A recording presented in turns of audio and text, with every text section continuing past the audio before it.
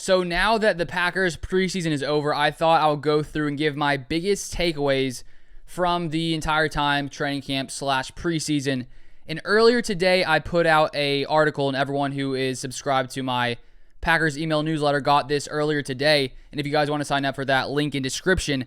But here we have my 5 biggest takeaways from the Packers preseason, and I'll show you guys here just so you guys can follow along a little bit. So starting off, number 1, I say Romeo Dobbs has massive potential. So from the first week of training camp, there are lots of reports coming out of Green Bay about just how many big plays he was consistently making at Packers training camp. And right when it was happening, I was excited to see what he was doing there. Part of me was wondering, is he going to keep this up, or is it only going to be, a few days where he just sort of has some nice plays and then things sort of simmer down a little bit and things get back to normal? But throughout the entire training camp preseason, Romeo Dobbs has shown that he is likely going to be a problem for defenses even this year.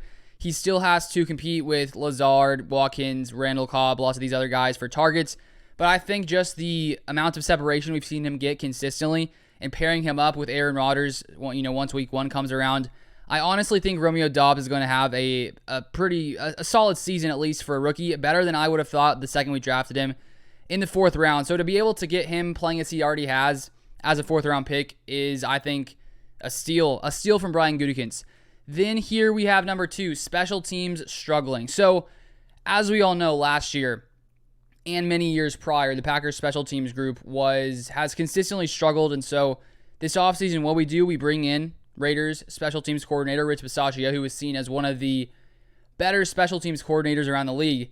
The unfortunate thing is that so far, in the preseason at least, it's not the regular season, it is only the preseason, this Packers special teams overall has not been good. If we take a look at the PFF grade, their grading system, the Packers special teams unit was ranked 31st in the NFL out of 32 NFL teams. And then if we look here, I have some stats from the Chiefs game that I got from PackersNews.com.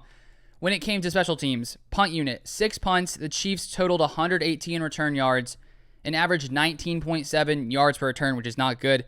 And on 2 kick returns, the Chiefs averaged 31 yards per return. And then on our 4 kickoff returns, we only averaged 14 yards. So I'm hoping that this is a problem that gets fixed by the time the season starts. Matt LaFleur was saying that they've been putting in tons of different guys at different positions on special teams. So, of course, when week 1 comes around, it's likely going to be the best unit out there. So, hopefully, with those guys, we'll be able to keep things together. And as I said in this article, I'm not super concerned yet. I'm just a slightly concerned, just a tad bit concerned. If it continues once the season starts, I'll be a little more concerned. But I'm going to trust and just say, okay, we're going to be fine.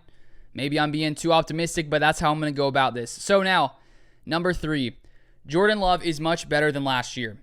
And we have talked about Jordan Love a lot on this channel because the preseason, the focus is Jordan Love because Rodgers has been sitting because you don't want to injure your star QB in Aaron Rodgers. But I think that what we've seen from Jordan Love, we've seen him take steps forward. He's better than he was last year. There's no doubt about that. Is he perfect? No.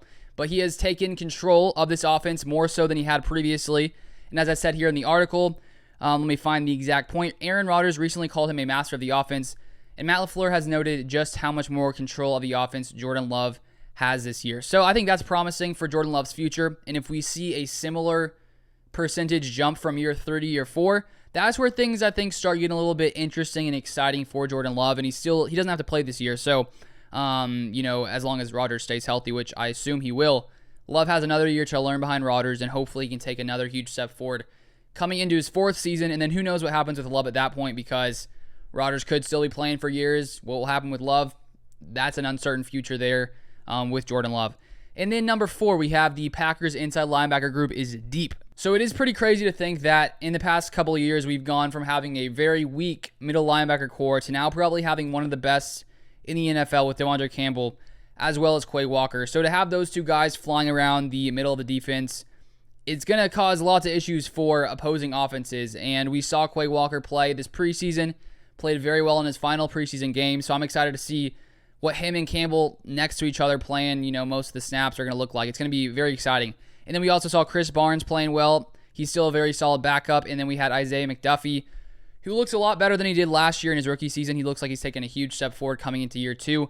And I feel like that's a common theme we've seen from, most players in year 1. Guys coming to second year are looking much better. And staying on that theme, players coming into year 2, we have Amari Rodgers. So I said Amari Rodgers, maybe used in the running game. So in the preseason, we saw Amari Rodgers run the ball 6 different times for a total of 36 yards, averaging 6 yards per carry, which is not bad whatsoever. And we saw the Packers utilize Amari Rodgers in the preseason a lot when it came to jet motions, sweeps, those kinds of things. And so I feel like Matt LaFleur is going to at least give Amari Rodgers more looks this year than I think he did last year.